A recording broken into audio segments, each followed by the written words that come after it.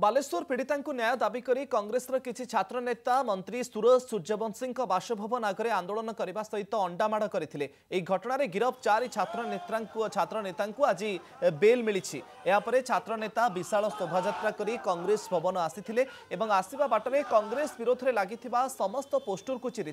पीड़िता न्याय न मिले आंदोलन जारी रही कांग्रेस छात्र नेता।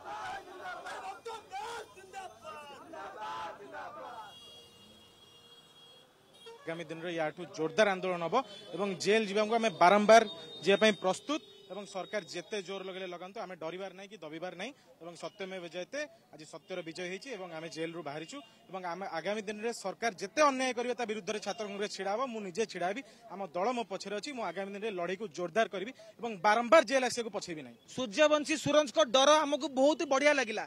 सी जिते डरबे आम से उठू जिते थर आमको जेल जावाक प्रस्तुत आम छात्र कांग्रेस कर्मी प्रत्येक थर जेल जावाक प्रस्तुत रही। एवं आपण गणमाध्यम थ्रु आम जन देचु जेपरी जाई सौम्यश्री को न्याय न मिली छात्र कांग्रेस बारंबार राजरास्तार लड़ाई कर प्रत्येक मुहूर्त जे लड़ाई शेष निश्वास जाकि लड़ाई कर।